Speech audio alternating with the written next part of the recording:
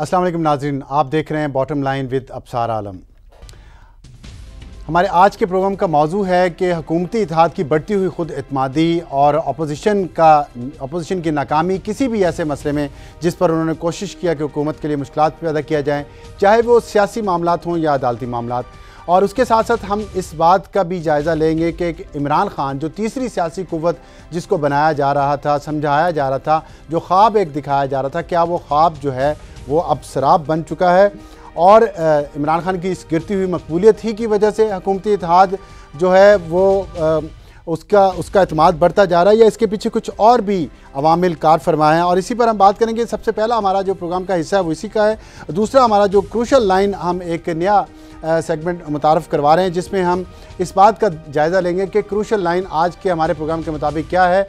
और उसमें हम देखेंगे जो वहीदा शाह के केस के हवाले से जो फ़ैसला आया है इलेक्शन कमीशन का, उसमें जो इलेक्शन कमीशन के अरकान की तकसीम हुई है वो किन बुनियादों पर हुई है, और क्या ये आने वाले इंतखाबात के लिए एक अच्छी खबर है, या इसमें बहुत सारे ऐसे अवामिल पोशीदा हैं जो काफ़ी ख़तरनाक साबित हो सकते हैं आने वाले इंतखाबात में और उनकी गैर जानिबदारी के हवाले से। और तीसरा हमारा जो ट्वीट लाइन का जो हिस्सा है उसमें हम नफीस खान लोधी जो सरगोदा में एक स्कूल टीचर थे और जिनको वहाँ के एक बासर शख्स असलम मडियाना ने उनकी टांगें भरे बाज़ार में तोड़ दी, उनको नंगा करके उन पर तशद्दुद का निशाना उनको बनाया गया, और वो DPO डॉक्टर रिजवान जिन्होंने इस केस पर उनके ख़िलाफ़ एक्शन लेने की कोशिश की, उनका तबादला करवा दिया गया।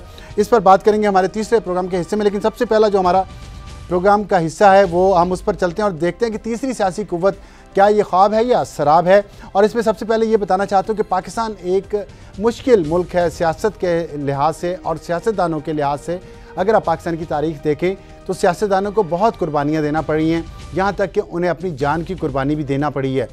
लेकिन इसीलिए अगर कोई सियासतदान किसी वक्त अपनी जान बचाने के लिए कुछ ऐसे इक़दाम करते हैं, बैकफुट पे चले जाते हैं, जलावतनी इख्तियार कर लेते हैं, या ज़ेर ज़मीन चले जाते हैं, या कम से कम सियासी सरगर्मियों को महदूद कर देते हैं, तो उसको जस्टिफाई किया जा सकता है, उसका दिफा किया जा सकता है।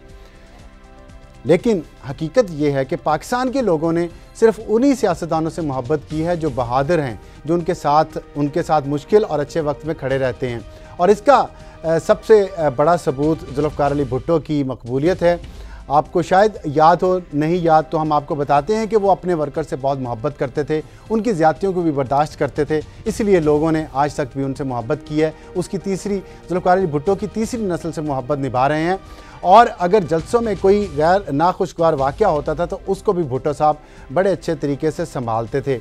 एक दफ़ा जलसे में उन्हें किसी वर्कर ने जूता दिखाया तो बजाय इसके कि वो जलसे से भाग जाते, उन्होंने उसका जवाब दिया कि मुझे पता है कि जूते महंगे हो चुके हैं। इसी तरह मोहतरम बेनज़ीर भुट्टो, आपको याद होगा, बहुत ज़्यादा तारीख में नहीं जाते, लेकिन 18 अक्टूबर 2007 को जब वो कराची पहुंची तो उसी दिन उन पर एक हमला हुआ, और इसके बावजूद भी वो बड़ी अच्छे तरीके से, एहसन तरीके से वहाँ से गईं और अपनी जो इंतखाबी मुहिम थी उसको जारी रखा। पेशावर में 1 दिसंबर 2007 को जब उन्होंने जलसा किया, वहाँ एक खुदकुश हमलावर ने हमला किया। मोहतरमा बेनज़ीर भुट्टो उस हमले में बच गईं, और लेकिन उन्होंने फिर भी अपनी जो है इंतखाबी मुहिम जारी रखी। और फिर उसके बाद रावलपिंडी में 27 दिसंबर 2007 को उन पर हमला हुआ जिसमें वो शहीद हो गई। और लेकिन आपने देखा कि उन्होंने अपनी बहादुरी जारी रखी, वर्कर्स के साथ, अपने वोटर्स के साथ, आवाम के साथ मोहब्बत में उन्होंने कमी नहीं आने दी। और लेकिन अभी हम देख रहे हैं तीसरी कुव्वत इमरान खान, जिनके बारे में कहा तो ये जाता है कि वो बहुत कप्तान एक दरवेश सिफ्त आदमी है और फ़कीर की कुटिया में रहना पसंद करते हैं। लेकिन बाद लोगों के ख़्याल में इस सुनामी का भी शायद अब अंजाम शुरू हो चुका है और उनको अपने वर्कर्स की मोहब्बत शायद इतनी रास नहीं आती। और जो उनकी, आप देख रहे होंगे कि वो जिस तरह अपने वर्कर्स को एक जलसे में धिक्का दे रहे हैं कालाशाह काकू में, और उनका मूड भी ख़राब हुआ काफ़ी ज़्यादा जब वो स्टेज पर पहुंचे। और इसके बाद वर्कर्स की मोहब्बत की गर्मी उनसे बर्दाश्त ना हो सकी और आखिर में उन्होंने वहाँ से छलांग लगाकर अपने जो उन्होंने हार पहने हुए थे, जो टोपी पहनी हुई थी, वो उतार के उन्होंने, अभी देखेंगे आपके यहाँ महमूद रशीद साहब से वो काफ़ी तल्ख हो गए हैं कि ये क्या हो रहा है उनके साथ। अपनी पार्टी के सीनियर रहनुमा हैं, उनके साथ वो काफ़ी गुस्से में हैं खान साहब। तो लगता है कि अभी खान साहब की कुछ सियासी तरबियत में कमी रह गई और शायद यही वजह है कि उनको एक तीसरी सियासी कुव्वत के तौर पर जो पेश किया जा रहा था वो अवाम की मोहब्बत को उस तरह लौटा नहीं सकते जो अवाम उन्हें मोहब्बत दे रही हैं। और अभी आपको दिखाते हैं वो कैसे स्टेज से छलांग लगाकर भागे हैं, इसलिए सिर्फ कि शायद उनको वो जो है वर्कर्स की जो गर्मी है वो पसंद नहीं आई। हमारे साथ मौजूद हैं सुहेल वड़ाई साहब जो सीनियर तज्ज़ियाकार हैं और हम उनसे बात करेंगे इस मौजू पर कि क्या वो ऐसे अवामिल हैं जो पाकिस्तान तहरीक इंसाफ को एकदम ऊपर लेकर गए और अब कुछ अरसे से लग रहा है कि उस सुनामी में ब्रेक लग गया है और अब शायद वो सुनामी स्टेज से उतरकर भागने की तैयारियां कर रहा है। सुहेल साहब अस्सलाम वालेकुम। वालेकुम सलाम। बताइएगा, आप समझते हैं कि इमरान खान, जो भी मैंने जिक्र किया, लीडर्स की आवाम से मोहब्बत और मुश्किल हालात में, अच्छे हालात में आवाम के साथ ही खड़े होते हैं, लेकिन लगता है कि इमरान खान साहब की अभी सियासी तरबियत सही तरह होना बाकी है? आवाज़ नहीं आ रही। सुहेल साहब, आपको आवाज़ नहीं आई, मैं दोबारा अपना सवाल आपको कर रहा हूँ। ये बताइएगा कि जो इमरान खान साहब की आप समझते हैं सियासी तरबियत अभी इतनी नहीं हो सकी कि वो पाकिस्तान की एक तीसरी बड़ी सियासी कुव्वत बन सकें एक ऐसे मुल्क में जहाँ पे सियासत करना बहुत मुश्किल और जान जोखों का काम है? सियासत में जो लीडर हैं उनकी तरबियत तो सारी उम्र होती रहती है, क्योंकि सियासत को जी सियासत में लीडर की तरबियत तो सारी उम्र होती रहती है और कभी भी उसका तजर्बा इतना नहीं होता कि वो ये कहे कि मुझे टोटल कमांड हो गई है। और इमरान खान चूँकि स्पोर्ट्स से आए हैं, एग्रेसिव जहाँ के लोग होते हैं, सियासत बड़ी पेशेंस का, बड़ी तहम्मुल का, बड़े बर्दाश्त का काम है। तो स्पोर्ट्स वाले लोग बिल्कुल मुख्तलिफ होते हैं और सियासत के लोग बिल्कुल मुख्तलिफ होते हैं। तो इस ट्रांसफॉर्मेशन में उन्हें वक्त लगेगा, अगरचे 15 साल जो हैं वो उन्हें लगे हैं पॉलिटिक्स में दोबारा से मकबूलियत हासिल करने में, जो स्पोर्ट्स में उन्हें मकबूलियत थी।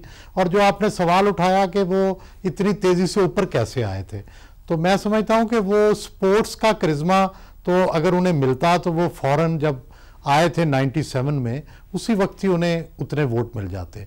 इस वक्त मेरा ये ख्याल है कि जो मिडिल क्लास थी, न्यू मिडिल क्लास जो कि 8 करोड़ है पाकिस्तान में, वो न्यू मिडिल क्लास की एस्पिरेशंस जो थी उन्होंने समझा कि शायद पुरानी पार्टियां उन एस्पिरेशंस पे पूरी नहीं उतर रही, इसलिए वो इमरान खान की तरफ खिंचते चले गए।